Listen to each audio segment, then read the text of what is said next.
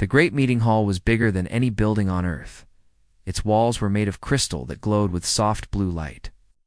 47 different alien species sat around a huge table that floated in the center of the room. Some aliens looked like giant bugs. Others were made of pure light.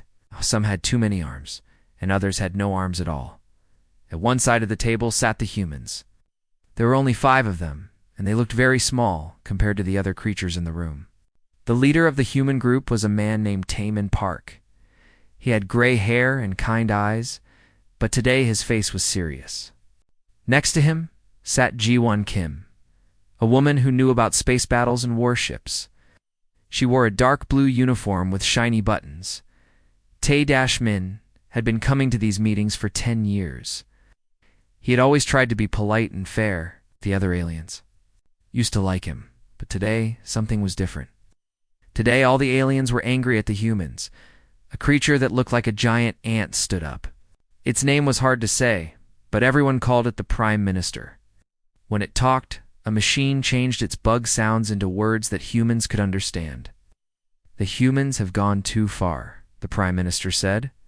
Its voice was cold and sharp. "They are taking over too much space. They build new homes on too many planets." The room filled with angry sounds. Some aliens buzzed like bees. Others made clicking noises. A few glowed brighter with anger. Another alien floated above its chair. It looked like a cloud of bright stars. "Humans have too many babies," it said. "They change planets to make them. Like Earth, they destroy the plants and animals that were there first." More aliens began to speak. A blue creature with 6 arms complained about human spaceships. "They fly everywhere," it said. "They take rocks and metals from space. They never ask permission." A fish-like alien that lived underwater spoke through a water tank. "Humans dig deep holes in space rocks. They hurt the environment. They think only about themselves." Taman sat quietly and listened. He did not get angry even when the aliens said mean things about his people. His assistant, a young woman named Yoon-ji Lee, wrote down everything the aliens said. She looked worried. For 2 hours, the aliens took turns speaking.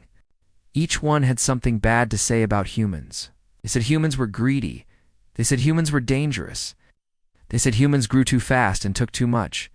Finally, the oldest alien in the room raised one of its long, thin arms.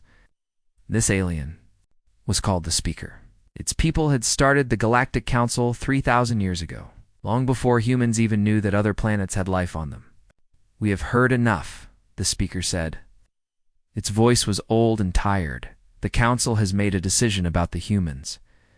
The room became very quiet. Everyone looked at the 5 humans sitting at the table. "These are our rules," the Speaker continued. "First, humans must stop making new homes on other planets. No more new colonies. All the human colonies built in the last 50 years must be left empty. The humans must leave those planets. Third, humans must have fewer babies." "What?" "Council will watch and control how many children humans can have." The Speaker paused and looked directly at Taman. "If humans follow these rules, they can stay in the Galactic Council. If they do not follow these rules, they must leave." Aliens began to make happy sounds. They thought the humans would have to say yes. After all, no one could survive in space without the Galactic Council's help. The Council controlled all the trade between planets. They had the best technology, had the strongest space armies. But Taman slowly stood up from his chair. He was not very tall, and he did not look scary. But when he spoke, his voice was clear and strong. "Thank you for telling us your decision," Taman said. "We have listened to what you want. We have heard your complaints about my people." He looked around the room at all the different aliens. Some were still making angry noises. Others watched him carefully. "But what you are asking is not fair," Taman continued. "You want to control where we live, want to control how many children we have. You want to tell us what we can and cannot do?" The Prime Minister's big eyes got even bigger. "Do you refuse to obey the Council?" Taman took a deep breath. "We refuse to be treated like animals in a cage. Humans will not be slaves, even if the cage is made of gold." He turned to the other humans at the table. "Pack our things. We're leaving." The room exploded with shocked sounds. Aliens buzzed, clicked, whistled, and glowed in surprise. In 3,000 years, no species had ever chosen to leave the Galactic Council on their own. Ji-Won Kim stood up next to Taemin. Oh. Then Yoon-ji Lee stood up too. All 5 humans began to collect their papers and computers. The speaker called out desperately, "You cannot survive without us. Space is big and dangerous. There are pirates and monsters. You need our protection." Taemin stopped walking and turned back to face the speaker. For a moment, the room was completely silent. "Maybe you were right," Taemin said quietly. "Maybe we cannot survive alone, but we would rather die free than live as your prisoners." Looked at all the aliens one more time. Goodbye. The humans walked toward the big doors at the end of the room. Their footsteps echoed in the silence. Every alien in the room watched them go. When the doors closed behind the humans, the sound was like thunder. It seemed to shake the entire building. The aliens sat in shock. They could not believe what had just happened. Humans were not the strongest species in the galaxy. They were not the smartest. They did not have the best technology or the biggest armies. But they had something that surprised everyone that day. They had chosen freedom over safety. They had chosen to face the unknown rather than accept slavery. The Galactic Council thought they had won a victory. They thought the humans would come back in a few months, begging to return. They thought humans could not survive without their help. They were wrong. The humans were about to show the galaxy what happened when you cornered the most stubborn species in the universe. They were about to learn that sometimes the smallest person at the table can shake the entire room just by standing up and walking away. And in the months that would follow, the galaxy would discover that humans were much more dangerous as enemies than they had ever been as friends. 6 months had passed since the humans walked out of the Galactic Council meeting. Captain Dong-Haeon Choi stood on the bridge of his spaceship, the UES Horizon. Through the big window, he could see a huge space station that looked like a giant, wheels spinning slowly among the stars. "Sir," said his communications officer, a young woman named Haewon Song. "The station master says we cannot dock, says our money is no good anymore. All human ships are banned." Captain Choi nodded sadly. This was the 5th station this week that had turned them away. It was happening everywhere humans tried to go. The aliens had closed all doors to humanity very quickly. The captain was trying to bring food and medicine to a human colony on the edge of space. But now, with no place to buy supplies or fuel, the mission was becoming impossible. "Set course for home," Captain Choi told his pilot. "We will have to find another way." Back on Earth, in a big laboratory filled with strange machines, Dr. Soo-jin. Yoon worked day and night. She was part of a team trying to build new technology to replace all the alien machines that humans could no longer buy or fix. For hundreds of years, humans had used alien inventions. The aliens had faster spaceships, better computers, and amazing medical tools. Now that the aliens would not sell these things to humans anymore, everything was breaking down. "The quantum machine is broken again," said her helper, a man named Min Ho Kong. "Without the special parts from the crystal aliens, we cannot talk to other planets." Dr. Yoon wiped sweat from her face. She had been working for 18 hours straight. "Then we will build our own machine. We'll start from the beginning if we have to." All across human space, the same problems were happening. On farming planets, the machines that made air breathable were failing. On mining planets, the equipment was breaking without alien replacement parts. Many human worlds were struggling to survive. Some humans began to think that leaving the Galactic Council had been a mistake. They wanted their leaders to go back and apologize. They were scared of being alone in the big, dangerous galaxy. But Admiral Bora Shin had different ideas. She called a meeting of all the top military leaders. In a big room filled with glowing maps of space, she showed them what was really happening. "The hegemony aliens are moving their warships toward our borders," said General Wu Jin-nam. "Our spies think they want to take over our outer colonies while we are weak." Admiral Shin studied the map. Red dots showed where alien fleets were gathering. They were surrounding human space like hungry wolves. "What do you think we should do?" asked Colonel Soyoung Park. Admiral Shin looked at all the worried faces around the table. Most people would say we should give up, go back to the council and beg them to take us back. And what do you say, Admiral? Colonel Park asked. Admiral. Shin's eyes became hard and determined. Say they have made a big mistake. Humans have survived ice ages that killed most life on Earth. We have survived terrible diseases. We have survived wars that destroyed entire cities, spread from one planet to dozens of worlds using nothing but our stubbornness and our brains. Pointed at the red dots on the map, the galaxy thinks that cutting us off will make us weak and helpless. They think we will come crawling back like beaten dogs. Admiral Shin smiled, but it was not a friendly smile. Instead, they have done something very dangerous. They have cornered a species that never gives up. They're about to learn what happens when you trap an animal that fights harder when it is scared. The meeting room became very busy as the leaders began making plans. But these were not plans to surrender or ask for help. These were plans for something much more dangerous. Dr. Yoon made the first breakthrough 3 weeks later. Working with a team of the smartest humans alive, she found a way to make machines work without alien parts.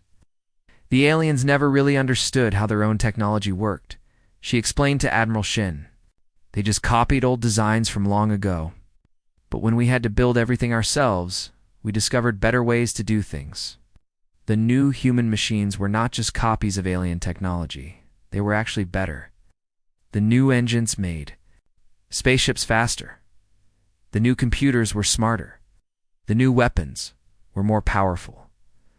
On the farming planets, humans developed plants that could grow in places where nothing had grown before. Instead of just surviving on alien worlds, these new crops actually made the soil better. Captain Jae-haeon, you brought the most exciting news of all. He had been exploring far beyond the edges of known space with his small, fast ship. Admiral, he said, his eyes bright with excitement, we found something amazing. There are people living on planets that the Council does not even know about. Whole civilizations that have never heard of the Galactic Council. Admiral Shin felt her heart beat faster. How many? Hundreds of star systems, sir? No, maybe thousands. The galaxy is much bigger than the Council ever told us. As more reports came in from human scouts, an incredible truth began to emerge. The Galactic Council only controlled a small part of the galaxy. Beyond their territory lived countless other species that had never joined the Council. Admiral Shin realized that humanity's exile might be the best thing that had ever happened to them. While the Council species fought over scraps of territory and resources, vast areas of unexplored space lay waiting for anyone brave enough to claim them. They wanted to put us in a cage, Admiral Shin said to her staff. Instead, they have shown us that the cage door was never locked. We just never thought to look for it before. The isolation that was supposed to destroy humanity was making them stronger, smarter, and more independent than they had ever been. And soon, they would discover that they were not alone in their fight against the Council's control. The galaxy was about to learn that cornering humans was the worst mistake anyone could make. 2 years had passed since humans left the Galactic Council. Chief Engineer Jin-Soo Kwan stood in a huge space factory that floated around Earth's moon. He watched as workers pushed a new spaceship out of the building area. This ship looked nothing like the old human ships that copied alien designs. The new engine is working perfectly, said Dr. Yoon Young-oh from the testing platform. It is actually better than we hoped it would be. The ship in front of them seemed to bend the very air around it. When the aliens stopped selling humans their special space fuel and engine parts, human scientists had to find new ways to make ships fly. What they discovered was amazing. Dr. Eugen So, the smartest physicist on the team, explained how the new engine worked to a group of military officers. The aliens never understood the real power of space energy. They used it like we use gasoline in old cars. But we learned how to fold space itself. Admiral Tae-soo Kim looked at the numbers on the glowing screens. Are you saying this new engine is faster than anything the Council has? Much faster, uses less fuel, and their sensors cannot even see our ships, Dr. Seo said with a big smile. They look for ships by detecting the special particles that alien engines release. Our ships. Do not make any of those particles. Meanwhile, on a farming planet called New Sol Colony, Dr. Heian-Wu Li was solving the food crisis that threatened to starve human colonies. The alien plants were making us lazy, he explained to Governor Sel Jinbei. They worked okay, but they did not make us think about better ways to grow food. The breakthrough came from studying tiny life forms that lived in the deepest parts of Earth's oceans. These creatures could survive in places where nothing else could live. By mixing their strength with carefully changed plant genes, human scientists created crops that could grow anywhere. These new plants did not just survive on alien worlds. They actually made the planets better places to live. Dead soil became rich and fertile. Poisonous air became clean and breathable. What used to take hundreds of years now happened in just a few decades. Admiral Shin received reports from human colonies all across space. Instead of just surviving, every human settlement was growing stronger and more successful than ever before. "It's funny," said Chief of Intelligence Min Jae Choi. "The Council's punishment has made us stronger than we were when we were members." "Captain Jae-hin, you brought news that would change everything." A small scout ship had been exploring the far edges of space, beyond where any Council ship had ever traveled. "Admiral," he said, barely able to contain his excitement, "our scouts have found something incredible. There are people living on thousands of planets that the Council has never visited. Entire civilizations that do not even know the Galactic Council exists." Admiral Shin felt a chill of excitement run down her spine. "How many are we talking about? Hundreds? Of different species, sir? Maybe thousands?" "The galaxy is far, far bigger than the Council ever told anyone." Dr. Cheng Minot, who studied alien cultures, made an even more shocking discovery. "Admiral, we have been translating some very old records that we found on abandoned planets. The Council is not what they claim to be." "What do you mean?" Admiral Shin asked. "They are not a government that species choose to join. They are conquerors. 3,000 years ago, they took over this part of space by force. They made the history books say that everyone joined willingly, but that is a lie. The truth was becoming clear as more human scouts returned with information. Died. The Galactic Council controlled only a tiny part of the galaxy. Most of space was filled with free peoples who had never bowed to Council authority. Captain Seo Jun Park commanded a small exploration ship called the Pioneer. He was approaching a planet that showed signs of intelligent life, but had never appeared in any Council database. "I'm detecting artificial satellites around the planet," reported navigator Youngmi Lim. "Their tech not about as good as early Council equipment, but it is completely different." The first attempts to talk to these aliens were tense. The inhabitants called themselves the Mirren. They had never met humans or any Council species before. But unlike the Council aliens, they were curious and friendly instead of hostile. Translator and Hobik worked hard to establish communication. "Their language is fascinating, Captain. They developed mathematics in completely different ways than we did, but they reached the same answers." When they finally learned to talk to each other, the Myron ambassador told them something that shocked the humans. "Your Galactic Council is known to us," the alien diplomat said through the translation machine. "They are not a government. They are an empire. 3,000 years ago, they conquered our region of space and forced the survivors to flee to the edge of the galaxy. We are not the only ones." Captain Park felt like he had been punched in the stomach. "You are saying there are other refugee populations out here? Dozens of species, hundreds of worlds, all driven from their homes by Council expansion, then erased from galactic history." The intelligence Captain Park brought back sent shockwaves through human leadership. Admiral Shin called an emergency meeting with Earth's government. "We are not dealing with a galactic government," she announced to the assembled officials. "We are dealing with an empire that has convinced everyone it represents legitimate authority." President Guri Han leaned forward in her chair. "What do you recommend, Admiral? We make contact with every refugee civilization we can find.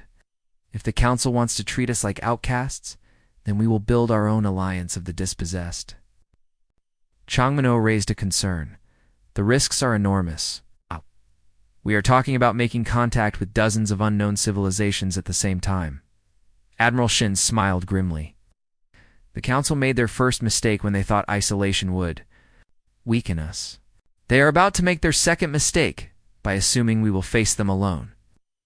Over the next months, human ships spread across the galactic rim like seeds on the wind. Oh. They made contact with civilization after civilization that had been forgotten by Council history. This contact brought new technologies, new ideas, and new allies. More importantly, each contact revealed the same truth. The Galactic Council was built on lies, maintained by force, and survived by erasing anyone who disagreed. With them, the galaxy was much bigger than anyone had imagined, and humanity was about to unite all of its forgotten peoples. Captain Seogen Park guided his ship, the Pioneer, toward a planet that glowed blue and green in the darkness of space. This was the first world outside Council territory that humans had ever visited. The planet was full of life, and someone had built cities and roads there. "I see many metal objects flying around the planet," said Navigator Youngmi Lim. "Their technology looks almost as good as Council equipment, but it is built in completely different ways. The people of this world had never heard of humans or any Council species. When Captain Park's ship appeared in their sky, they were curious, but careful. They sent messages asking who the humans were and what they wanted. Translator Inhobik worked for hours to understand their language. "Captain, this is amazing. These people think about numbers and science in ways we never imagined, but they still reach the same conclusions we do." After many hours of careful work, the humans and aliens learned to talk to each other. The aliens called themselves the Miran. They had blue skin and 4 arms, and they were very intelligent.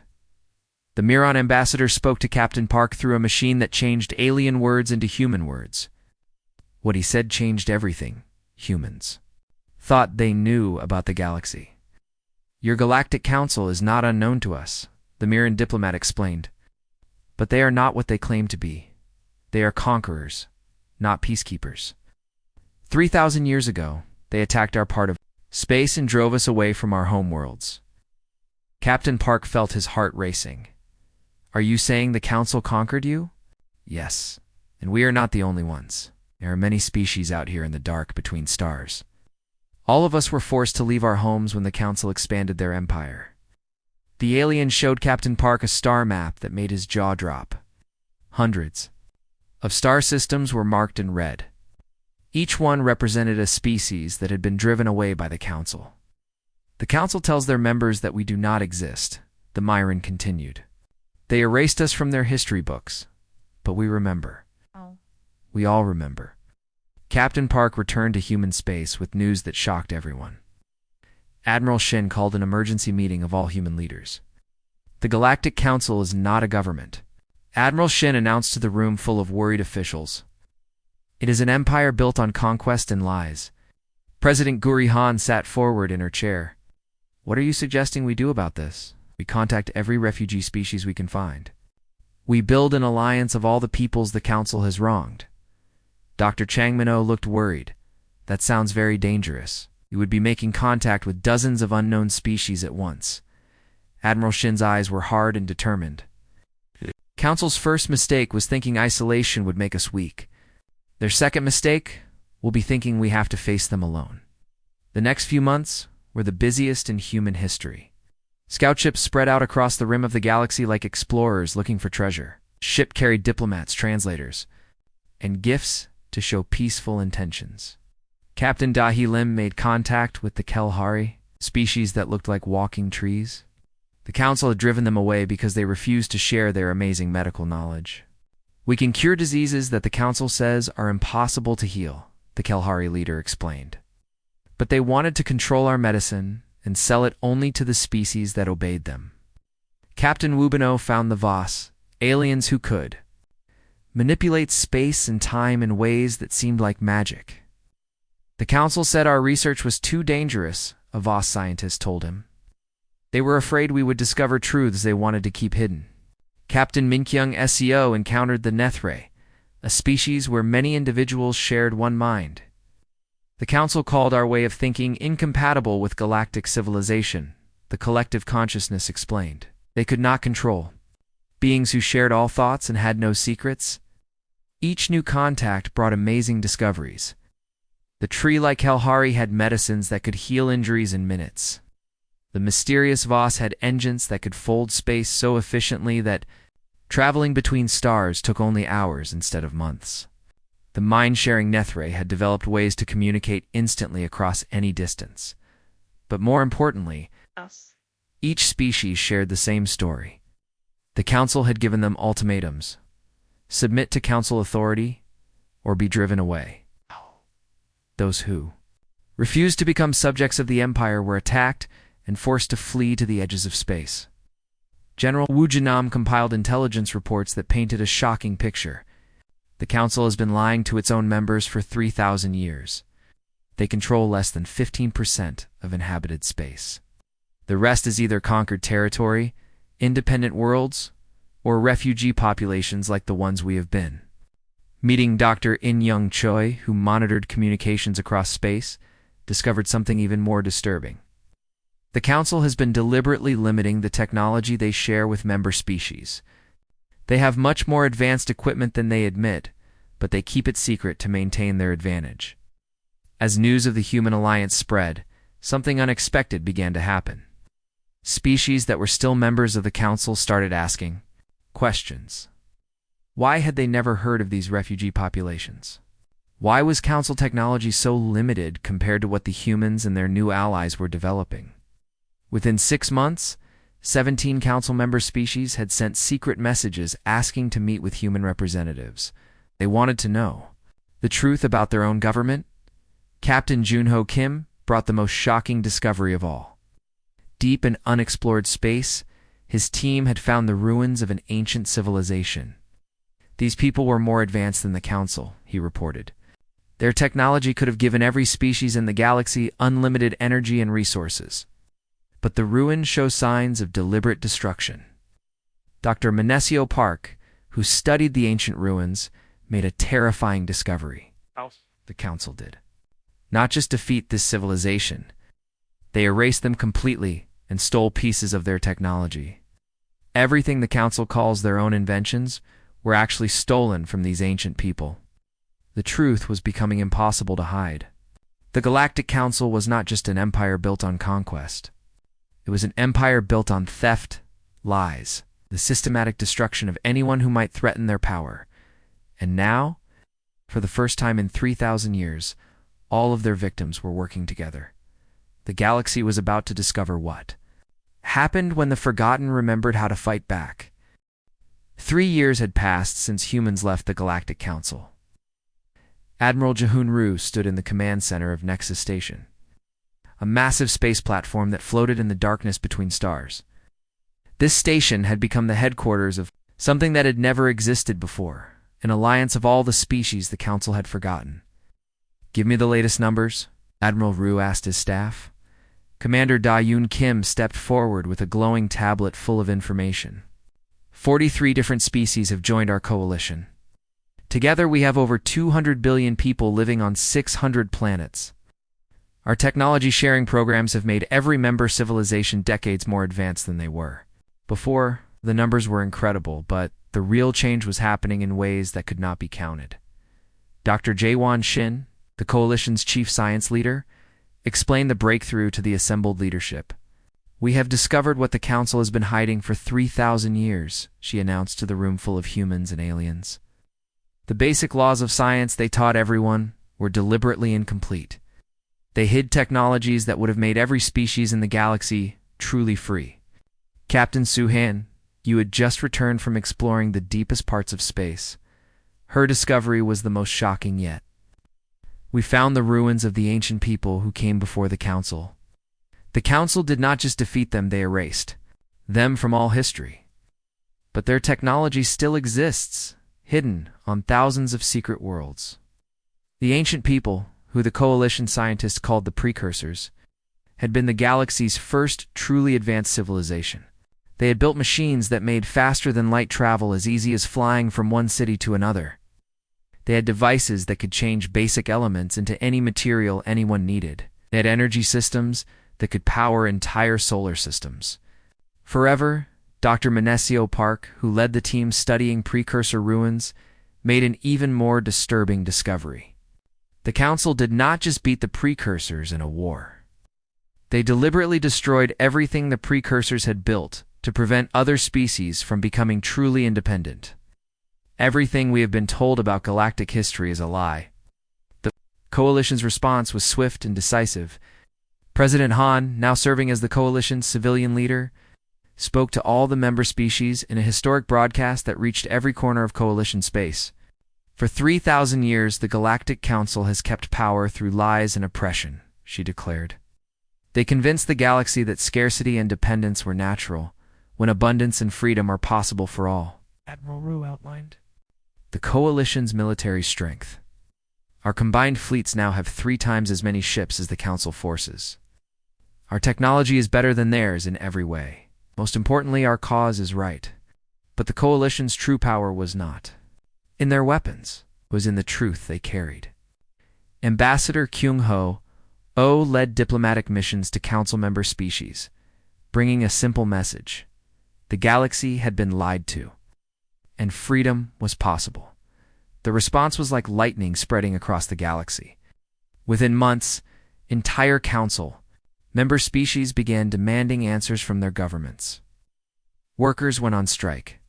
Colonies declared independence. The careful system of control that had kept the Council in power for thousands of years began to fall apart. Dr. In-young Choi, monitoring communications from the Coalition's Intelligence Center, reported how fast the revolution was spreading. 17 Council member species have formally asked to join the Coalition. Another 30 have stopped following Council orders. The Empire is breaking into pieces. On the Council's homeworlds, panic was setting in. For the first time in 3,000 years, their authority was being questioned by their own people. The truth about the precursors, the refugee species, and the Council's lies spread faster than they could stop it. The Council's response was exactly what the Coalition expected. Fleet Admiral Si Wukong received intelligence reports with grim satisfaction. They are gathering every warship they have, he announced to the Coalition military command. Every vessel they can spare is heading toward our territory. They are going to try to end this rebellion with pure force. Admiral Rue studied the tactical displays showing thousands of Council warships moving like an angry swarm toward Coalition space. How long until they reach our borders? 6 months, sir. The Admiral nodded slowly. Then we have 6 months to prepare for the battle that will decide whether the galaxy stays enslaved or becomes truly free. But as the Coalition prepared for war, something unexpected was happening on the Council ships themselves. The crews of those warships were learning the truth about their own government. Captain Gang Ho Lim, monitoring Coalition sensors, reported. What their long-range scanners were detecting? Sir, we are picking up massive communication activity throughout the Council fleet. Ship after ship is breaking formation. The truth could not be stopped once it started spreading. On Council vessels, throughout the Armada, crews were discovering that their own governments had been lying to them for their entire lives. The prosperity and advancement that Council membership was supposed to provide had been deliberately withheld to keep the ruling class in power. Dr. Hirano, who had been studying Council society, explained what was happening. The Council's power structure depends on every species believing they need the Council to survive. Once people realize they have been deliberately kept weak and dependent, the whole system collapses. Reports flooded in from across Coalition space. Entire Council fleets were declaring neutrality. Some ships were asking to join the Coalition. Others were returning home to demand answers from their governments. Commander Kim delivered the updates. As they arrived, bug-like aliens have declared neutrality and are pulling back. The energy beings are asking permission to join our forces. The fish people are. Sir, they are turning their weapons on their own command ships within days. The massive Council armada had effectively destroyed itself, not through battle, but through the simple power of truth. When people learned they had been lied to for thousands of years, they refused to fight for the liars anymore. The galaxy was discovering that the most powerful weapon was not a gun or a bomb, but the courage to tell the truth and the wisdom to listen when truth was spoken. The Council's empire was crumbling, and there was nothing they could do to stop it. The final battle did not come as a massive space war. Instead, it came as something far more devastating to the Council. The complete collapse of everything they had built. Admiral Rue watched from Nexus Station as the core fleet, the Council's most powerful armada, approached Coalition territory. 5,000 ships moved in perfect formation through space, representing the combined military might of the galactic government. "Sir," reported Communications Officer Haijin Song, "we are receiving a transmission from the Council fleet. Admiral Vorthok, Prime General, wants to speak with you directly." The massive bug-like alien appeared on the main screen. Its huge compound eyes reflected the cold light of distant stars. When it spoke, its voice was filled with anger and desperation. "Coalition Admiral, you have brought chaos to a galaxy that has known 3,000 years of peace. Surrender now, and your species will be allowed to live in exile at the galaxy's edge. Continue this rebellion and face complete destruction." Admiral Rue looked calmly at the alien commander. Admiral "Vorthok, your fleet is impressive. 5,000 ships with crews totaling over 50 million beings. I have a question for you. How many of those crews know the truth about the ancient precursor technology? How many know that the Council has been keeping advancements secret that could end hunger and poverty forever?" The bug alien's mandibles clicked with irritation. "Lies and propaganda will not save you from military reality." "Perhaps not," Admiral Rue agreed. "But truth has a power that goes beyond military force." Communications Officer Song, please broadcast on all Council military frequencies. What followed was not a battle cry or a demand for surrender. Instead, Dr. Shin appeared on every Council ship's communication system at the same time. For 3 hours, she presented everything the Coalition had discovered. Ruins of advanced civilizations showing technology centuries ahead of current Council capabilities. Historical records proving the systematic hiding of scientific advancement, and most shocking of all, evidence that the Council leadership had kept life-extending medical treatments for themselves while letting ordinary people die from diseases that could have been cured long ago. The effect was immediate and catastrophic for Council authority. Captain Gingho Lim, monitoring Coalition sensors, reported what was happening, "Sir. We are detecting massive communication activity throughout the Council fleet. Ship after ship is breaking formation." Admiral Rue opened a channel to the entire Coalition fleet. "All vessels, stay in defensive positions. Do not fire unless fired upon. Let them make their choice." The choice was already being made. On Council, ships throughout the Armada crews were learning that their own governments had been lying to them for their entire existence. The promised prosperity and technological advancement that Council membership was supposed to provide had been deliberately withheld. To maintain elite control, Commander Kim delivered the reports as they came in. "The energy beings have declared neutrality and are withdrawing. The bird-like aliens are requesting permission to join Coalition forces. The water dwellers are, sir, they are surrendering their ships to their own crews." Within hours, the massive Council armada had effectively dissolved. Some ships returned home to demand answers from their governments. Others requested asylum with the Coalition. A few remained loyal to Council command, but they were vastly outnumbered by their former allies. Admiral Vorthok's final transmission was heavy with defeat. "You have destroyed the order that has governed this galaxy for 3,000 years. What chaos will you bring in its place?" Admiral Rue considered the question seriously before responding. "Not chaos, Admiral. Choice. The chance for every species to determine its own path, to advance according to its own potential, to build the future it dreams of, rather than the one forced upon it." In the months that followed, the Galactic Council collapsed, not through conquest, but through abandonment. Species after species withdrew their membership as the truth spread across the galaxy. The careful system of dependence and control that had maintained Council power simply stopped working when people refused to participate. Captain Junhan delivered reports from across the former Council territory. 60% of Council member species have declared independence. Most of the remaining 40% have overthrown their old governments and established new ones. The Council as we knew it no longer exists. President Han addressed the galaxy from the Coalition's new capital on Haven 1. Today marks not the end of galactic civilization, but its true beginning. For the first time in 3,000 years, every species in this galaxy is free to reach for the stars on their own terms. The transformation was remarkable. Dr. J. Young Park, now leading the galaxy's first truly collaborative research initiative, reported breakthrough after breakthrough. When species share knowledge freely instead of hoarding it, advancement happens at an incredible pace.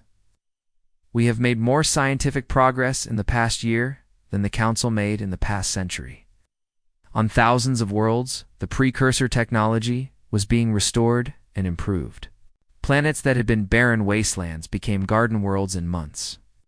Diseases that had plagued species for millennia were eliminated overnight. Energy became so abundant that scarcity became a concept from ancient history. Dr. Sungmin Lee, studying the social changes, has made an important observation. The most remarkable thing is not the technology we have gained, but the fear we have lost. For 3,000 years, every species lived in terror of losing Council protection. Now they realize they never needed that protection in the first place. Admiral Ru, now serving as the first leader of the Galactic Alliance of Free Peoples, reflected on how much had changed since that day when humans walked out of the Council meeting. Council taught us that resources were limited and advancement was dangerous, he said in his inaugural address. The truth is that in a universe of infinite possibility, the only real limitations are the ones we accept. Dr. Co, now leading collaborative research between hundreds of species, made the final observation that would define the new age. Humanity did not just leave the table we showed. Everyone that they were free to leave as well. We proved that. Sometimes the most courageous thing you can do is walk away from a system that demands your submission. The galaxy that had once looked on in fear as humans left the table, now looked on in wonder as they helped build a new one where every voice could be heard, every dream pursued, and every species could achieve its fullest potential. The age of empire was over. The age of freedom had begun, and it all started because one species chose dignity over security, truth over comfortable lies.